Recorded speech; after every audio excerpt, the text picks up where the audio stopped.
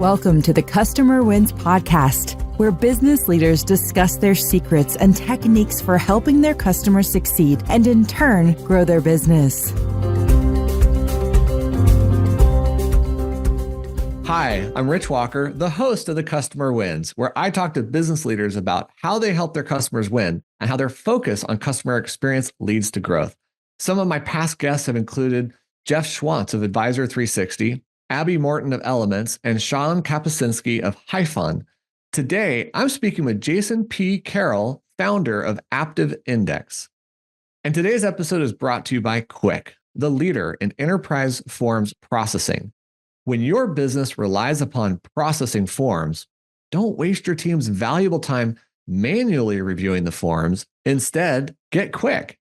Using our Form Extract API, simply submit your completed forms and get back clean, context-rich data that reduces manual reviews to only 1 out of 1,000 submissions. Visit quickforms.com to get started. All right, Jason P. Carroll is a visionary entrepreneur and the founder of Aptive Index, a company revolutionizing hiring and leadership through psychometric assessments and strategic advisory. With a remarkable track record of scaling businesses, Jason previously led Champion National Security from $24 million to $80 million in revenue and grew its workforce from 800 to 2,500 employees in just 7 years, culminating in a successful acquisition. A seasoned startup veteran and a leadership consultant trained by Dr. Brené Brown, Jason's career is defined by his commitment to people-centric strategies and technological innovation. Jason, welcome to the Customer Wins. Hey, thanks so much for having me, Rich. I'm excited.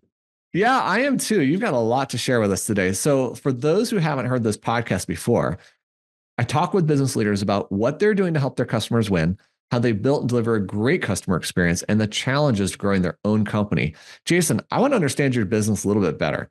How does your company help people? Well, thank you for that question. Aptive Index helps people by giving them profound self-awareness. And I can go into that in more detail if you want. There's a byproduct of insane ROI and putting the right people in the right seats. But I really think it starts with the leaders who embrace the data that we're giving them for themselves, selfishly first, to really kind of transform their behaviors with a deeper understanding of what makes them them. Wow. Okay.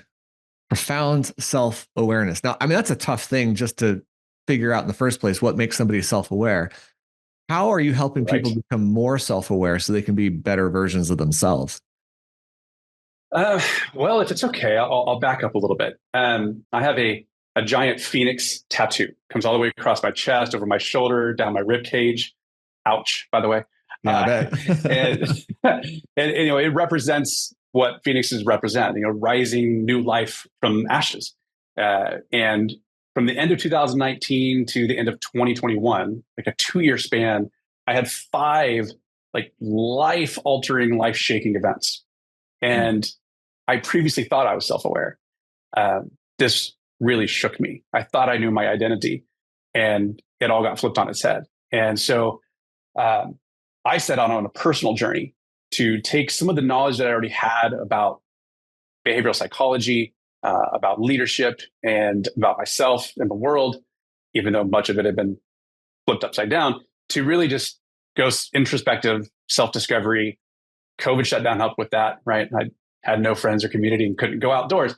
And so what I discovered was that self-awareness is far deeper than what we tend to think it is. Data is kind of the first lever. There's 3 levers. The first is data. And that's what we all think of as self-awareness, right? It's just observing a behavior, recognizing that it exists. But the second layer is when it goes deep, and it goes much deeper, much faster, and it's impact. So data, impact. Impact is how are my behaviors impacting the people around me? So my example that I like to point to is that I tend to dominate in meetings. I've been the guy in charge for a decade and a half. I have an assertive personality, so I would dominate meetings. That's data, right? That doesn't really do anything. I could put it on a spreadsheet, but it's not moving the needle. The impact, what I realized, was that I was causing people on my team to feel like they didn't have a voice. people felt like I didn't value their ideas, their contributions. That's when like the knife went in and it is twisted, right? So that lever of self-awareness was, I mean, like I said, way deeper, real quick. And now I had motivation to change the behaviors that I didn't like anymore. And the third lever, oftentimes we get really close. We ask why. Like, why do I do what I do? Why do you do what you? Why does anybody do what they do? And that's close, okay? But there's an inherent problem with the question of why. Oftentimes the answer is an answer that's an identity statement, and sometimes rooted in shame. Like, why do I bulldoze meetings? Well, because I'm a jerk, because I'm arrogant, because I'm a bad leader. I mean, and we've told ourselves, everybody's told themselves stories like that, right? And the problem with that is if I am bad, well, I guess I just accept that I am bad. And then there's no inflection point for change, right? So identity statements do not give us an inflection point for change, but we were close. So what we really need to ask, the third lever is drives. What, not why, what drives my behaviors? And I know I'm talking a lot, but I'm just so passionate about this. There's something called cognitive psychology traits. You know, we all know cognitive, right? That intelligence and things like that. Right. Cognitive, CONATIVE. If you type it into your device, it'll put regular squiggly lines underneath. It's a word, I promise. Go look it up. Yeah, I've never heard of it. Okay. It's so infrequently used that it's, you know, our devices want to tell us we've meant something else. Okay, but these are the drivers, like innate within us, instinct, drives, volition that inform our behavior. Because what we're doing is we're fulfilling needs. So one example of a cognitive attribute is influence. Not am I influential, but do I need to influence people, events, outcomes? And for me, the answer is a skyrocketing yes. Right. It's my biggest driver. And so I wanted to be in charge. I wanted to influence, impact, et cetera. That was driving a behavior of being dominating in meetings. Well, that's not the only behavior that might result to meet that need. So just realizing that, I was like, oh, well, let me just pick a better behavior. Like, instead of needing to be right, I just need to get it right.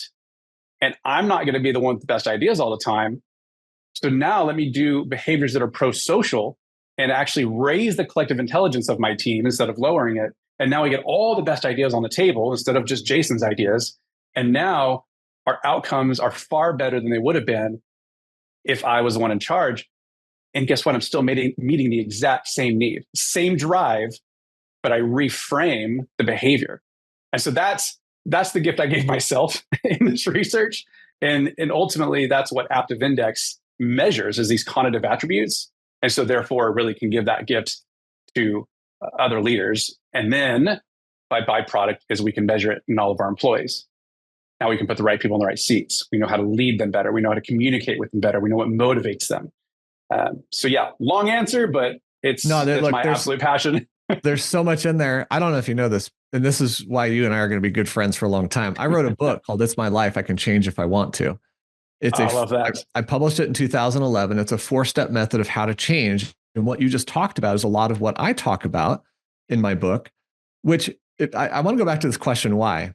So what I talk about in my book is you have to believe you can change. You have to want to change. And I mean a motivational desire to change. But the third thing is you have to understand and discover what core belief is driving your current behavior. Like you're talking about as cognitive, these drivers. I distill it down to what is the belief that actually formed that is causing you to push this way. And step 4 is then to change that belief to something more positive, more empowering. But how do you get to step 3? How do you figure out what the belief is? And one of the things I talk about then is you should look at your behavior and ask questions about it. When does it happen? Who does it impact, benefit, hurt, et cetera? Where does it happen? How does it happen? How is it manifesting? All those things. But the one thing I also say is don't ask why. Really? And I like how you said it better, because I've always said why. Here's the thing that's magical. Your brain is a computer that can answer any question you give it.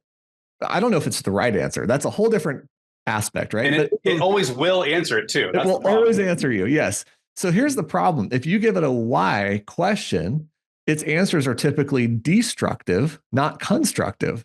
Why can't I lose weight? Because you're lazy. Why can't I make more money? Because you don't work hard enough. It doesn't help you. It gives you these really strange answers with some rare aspects where it can help you. But I say it's a danger question to ask. So I find that really funny that you're talking about that too. Your listeners are going to think we staged that. And I seriously. Yeah. Haven't read the book. I want to now for sure. But yeah, wow, that's amazing.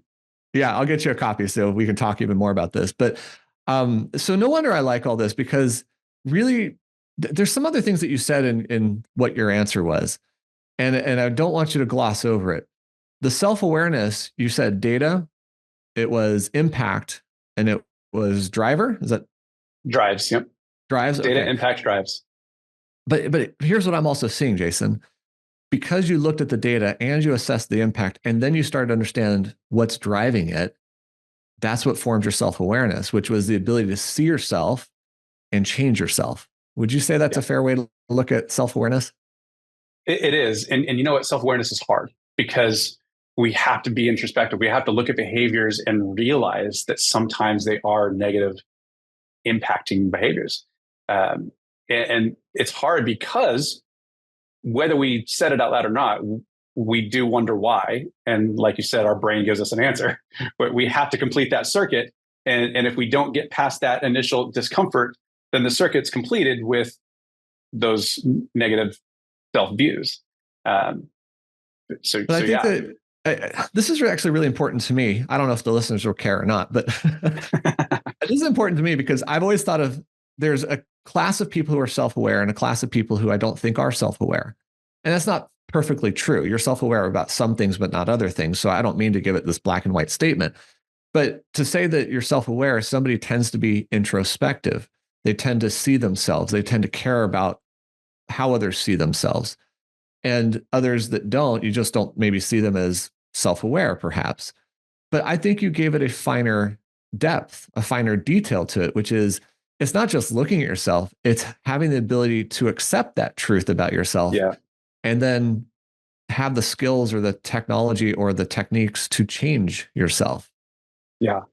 Okay, so let's go back to, go ahead. Well, you mentioned something in your book, and as you're talking about your book, the values. I didn't mention that in this framework, probably because I think it's an assumption that if there's not a value system for self-improvement and growth, you're not going to be interested in this anyways. Right. Mm-hmm. So I'm kind of assuming that there's a value system somewhere deep inside that's going to be pushing you to try to self-discover. But that's actually not a very good assumption because not a lot of people have that. Not everybody has that.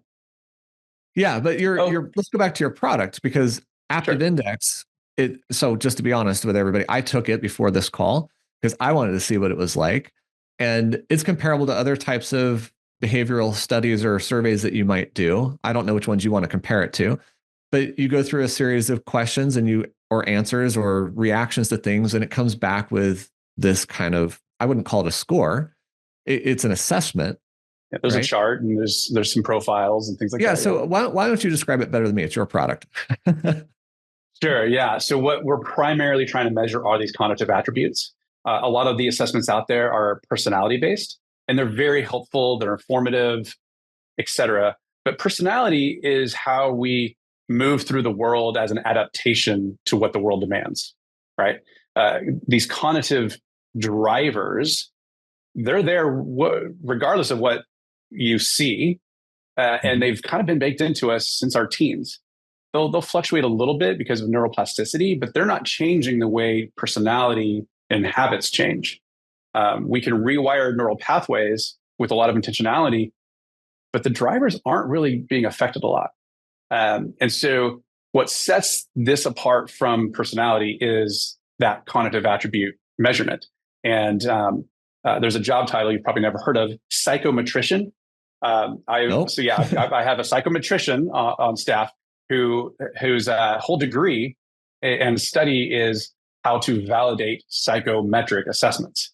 Right. So we put it through this grueling assessment of factor analysis and desirability bias. And there's a KMO and a Bartlett's test. There's all these tests we've run it through. So this is actually a scientifically validated. This isn't just like oh, neat. I'm an Enneagram 8 or whatever, right? And again, I'm not dogging those things. They're really helpful.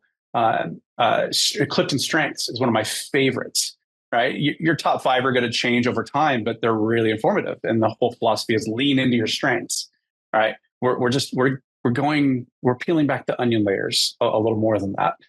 Yeah. Yeah. Look, it is actually magical what you've come up with. And it's always strange to me to go through these assessments because you're like, these questions or these things are going to help you understand me. Oh yeah. It's so weird because I'm an outsider to this. Yeah. It takes people 7 minutes, tops. It's usually 5 to 7 minutes to take the assessment. And then when I sit down with them, they feel like I'm peering into their soul. Yeah. I just had a text message from an old friend of mine yesterday who was like, if I wasn't prepared for this, if I didn't know you, I would burn you at the stake and call you a witch. Like, this was creepy, Right. And so it's really fun, and it's so meaningful. And again, it happens to have an insane ROI. I mean, it's like I don't even end up talking about the business application because I'm so passionate about the information it's giving us as people who want to grow. Well, let's get to that then, because again, part of what I like to understand is how you're helping people. How do you help that company who uses this Aptive Index to grow, to hire better, to improve their leadership, their company culture? What are the impacts that you're providing?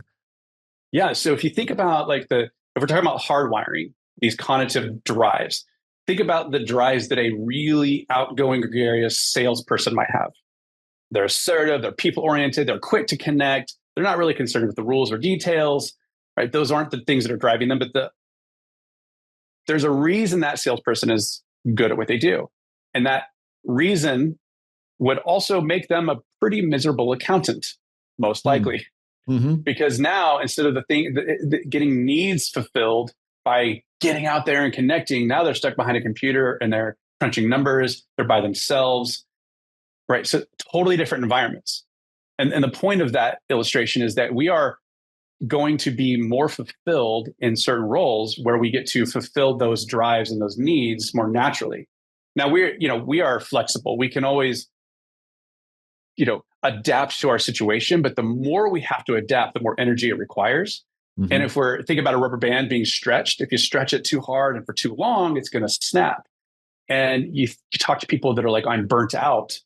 A lot of times a lot of times they have no intrinsic motivation because their company sucks. But a lot of times what's happening is they're exerting so much energy having to operate outside of their hard wiring that they just been stretched too long and too hard. So knowing that data, let's go look at our positions that we have to fill. And let's create, I can't show you the charts, but there are these charts. And we can create ranges of where we really think people will fall into to be like an ideal fit for a certain position. It doesn't mean that people outside of that range aren't considered. It's just that there's going to be people that more naturally flow into it, get their needs fulfilled. So therefore they're happier and they're more successful. And there are studies that directly link success in a job to these attributes. And there's hundreds of them, actually. Yeah. By the way, yes. you just described the possible reason that many people who are exceptional in sales fail as sales managers and VPs of sales. Yep. Because they went from being out in the field to managing spreadsheets and doing dashboards and not doing what they love, right? Right. And go ahead. Sorry. But the same thing happens to entrepreneurs. So many entrepreneurs start their business because they love the practice of what they're doing. And suddenly they find themselves doing HR and finance and office space leases. And what? I don't get to do the work I love anymore. What happened? Yeah. Every entrepreneur should hire a virtual assistant on day one. Right. and then a full-time assistant when they can afford it. So one of the things we're measuring that, to my knowledge, no one else is measuring is an attribute called prosocial. And that's a fun one to work with. It's all one word, prosocial. And if you look that up, it's a really fascinating behavior where the people who are prosocial raise the collective intelligence of a team. Right. So because they're getting all the best ideas on the table, they're creating environments where there's psychological safety to have bad ideas, to fail, to make mistakes.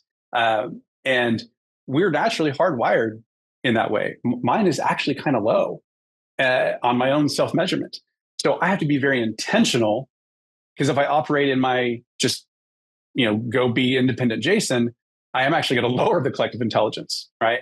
Mm-hmm. And so I have to be very intentional about that. And that attribute alone is one of the best indicators of a team leader and a manager in a company. And a highly independent salesperson isn't going to have prosocial. They don't need it in order to go out and sell. So if they don't have it and they never had to practice it and work on those coping strategies, then they're completely ill prepared to now lead the sales team.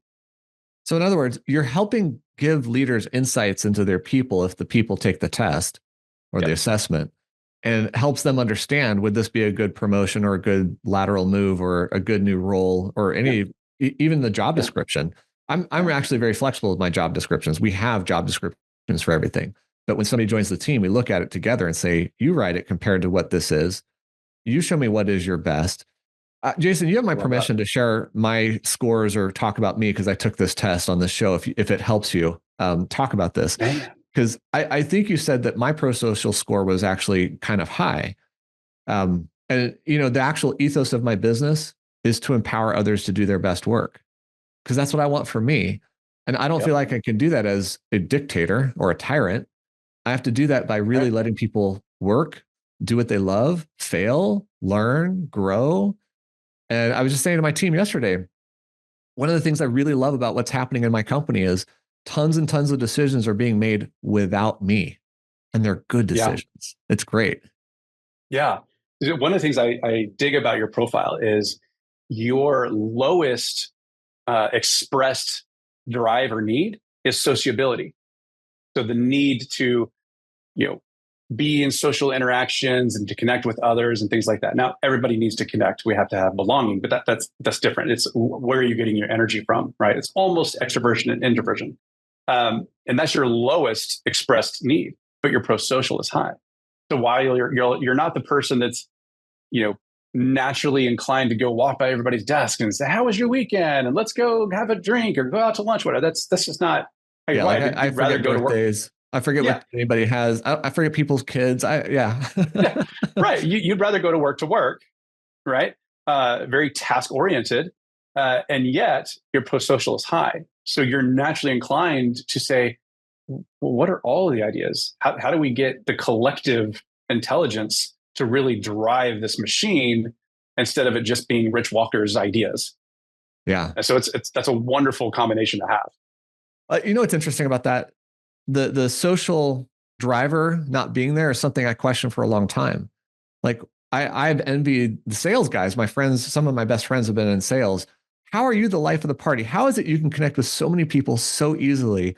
And I had a manager back in my 20s tell me, Rich doesn't say much, but when he speaks, you better listen, because I'll only say the things that matter. I didn't know how to flourish and tell stories and to bring more to the table in terms of the conversation. And I always envied that, but I didn't have the drive to be the center of attention. Yeah. It's a strange thing. All right. Naturally, you're more introspective. Your thoughts stay up in your head. And when you say the things that you're thinking, you've already processed through, and the last thing you say what you mean. Right? Yeah. I am a verbal processor. So all the crazy that might happen up in your head before you land the plane, you're just going to hear it from me. You're going to hear my crazy process. And then just please only pay attention to the last sentence I say, because everything else was just how I got there. You think out loud. Yep. Yeah. Think about the workplace, right? Leadership. We're talking about this one attribute, but just imagine how conflict occurs when somebody is high versus somebody is low here. Think about like a romantic relationship. The cosmic joke is that we always almost end up with somebody opposite us, right? So conflict happens. Somebody wants to talk it out. The other person needs space. The person who needs space is looking at the other person going, oh my gosh, you're just bullying me. You're bombarding me. Stop it. The person who wants to talk it out is looking at the other going, oh, you're stonewalling me. You're cold shoulder and all this. Neither's true. They just need different things. Yeah. So easy coping strategy. Just say, hey, whenever you have space to talk about this, I'd like to talk about it. Okay. So much conflict averted by having one simple coping strategy, because you know what that need is in the other person and in yourself. Okay. I'm not going to be surprised if the pinnacle of your success is marriage counseling. Every new couple needs to take this Aptive Index score. Okay, I want to ask you a totally different question, Jason. Sure. Okay, so a lot of my listeners are in financial services, not all of them, but a lot of them. And I think a lot of customers, they serve individual customers like a financial advisor does. Doctors do this, therapists, all sorts of people, right? I'm kind of curious if you've seen where maybe a financial advisor might take this Aptive Index to their clients to ask them to do this so they would understand and work with them better and even communicate with them better, like you're suggesting. Have you seen that? Is that a model that you think would work? That's not what I've pursued. And I like to see data first. So I love experiments. So it would be a great conversation with a financial advisor. Hey, let's go assess, a handful of your clients. And you have in mind what you think about your clients and their decisions and everything else. And let's just see if any patterns emerge. Yeah. And if they do, now we continue forward with that data and say, all right, what does that mean? I mean, certainly though, if you understand the science, getting your friends, your relatives, your clients, whoever to take it, it's like a superpower. So people who really want to dive in and understand it, use it for anything and everyone. I mean, I would pay for this tool just to assess strangers I meet if I had to. Yeah, but essentially, that's an interesting use case. Yeah, but your model is more corporate, right? Leaders come in and ask for this, and then they ask their team leaders or team members to do it, and then they can assess it together. So that's not unlike DISC or other ones out there, I suppose. Yeah. So DISC, everything DISC will tell you all over the website and documentation. Don't use this for pre-screening because that's not what it's meant for. Yeah. But you can use our tool for that. That's actually one of the primary reasons it was developed, and it's validated for that. So people are putting this into their application process? Yep. How?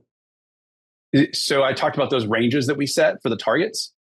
Now, when you have that position, you send out a link to all of your candidates. And as they take the assessment, I show you a percentage match, like from 0 to 100%. How close does this person match to your ideal? Now, again, we're not going to discriminate at all just because you're not scoring 100, but it does give us a lot more information. And so if there's if you have 100 applicants interested in a job, wouldn't it be great to kind of weed it down, not based on some arbitrary resume that was written by AI in the first place, right? What if we narrow it down by like, how's this person wired? How fulfilled will they be in this role? So that's how it's used on the pre-screen side. Oh man, I love this. Shoot, again, we could talk all day. I love this type of conversation, but I got to wrap this up at some point. So I understand. I mean, we could have talked forever when we met. We met on a boat, by the way, listeners. What a funny way to meet someone. I know. And it's funny because I don't remember your tattoo. That is funny because it's big. No, I wasn't even thinking about that. You and I are just so engaged. All right. Yeah. So before we wrap it up and I ask my last question, what is the best way for people to find and connect with you? AptiveIndex.com. It's APTIVE. It's a made up word, right? It's kind of related to the cognitive and the ability to adapt. So it's some words smushed together, but AptiveIndex.com. I'm on the internet sometimes, LinkedIn/Jason P. Carroll. I think it's LinkedIn.com/in/Jason P. Carroll, 2 R's, 2 L's. Hit me up, message me. Always willing to have interesting conversations. Yeah, for sure. Just like this. All right. We're going to switch it up here. Who has had the biggest impact on your leadership style and how you approach your role today? Man, my first kind of real job out of college was the most toxic work environment I've ever even heard of. And it's all I thought was normal until I met a leader called Nicole Collins. I left that company and I went to Dell of all places, and I took a huge pay cut. But Nicole Collins was the head of the segment that I was in. And she was just the best people leader I have ever experienced. And it was so empowering. And it was that collective intelligence was always going up because she was getting all the best ideas. Like I was somebody she promoted 3 times in a year and a half, even though I literally never hit my quota. Because she saw that I was in the wrong role and she started putting me in new places. I invented a new role at Dell that I piloted by myself on a row, and it succeeded. So we built a whole team around it. And then other segments picked it up, all because she was like, oh, that's an interesting idea. Let's try it. So Nicole Collins has been a huge motivator for me in terms of like, oh, wow, culture, that's everything. Culture eats strategy for breakfast. I'm going to obsess over culture now. And so really inspired me at Champion. Even this, some of the growth was in spite of me. I made a lot of mistakes, but we got culture right. We started valuing people beyond what anything was like in that whole industry, and it disrupted it, and we exploded. It's awesome. Man, see, this is one of my favorite questions to ask because I love hearing stories like this. What would have happened if you hadn't had that kind of break, that she hadn't seen that potential and let you run with it, right? You could have been held back for years. I know. Yeah, this is crazy. I don't like to think about it. You don't have to because you're here. I love what you're doing, Jason. So I want to give a big thank you to Jason P. Carroll, founder of Aptive Index, for being on this episode of The Customer Wins. Go check out Jason's website at Aptive, APTIVE, AptiveIndex.com. And don't forget to check out Quick at quickforms.com, where we make processing forms easy. I hope you enjoyed this discussion. We'll click the like button, share this with someone, and subscribe to our channels for future episodes of The Customer Wins. Jason, thank you so much for joining me today. Thanks, Rich. It was a pleasure. Thanks for listening to the Customer Wins podcast. We'll see you again next time, and be sure to click subscribe to get future episodes.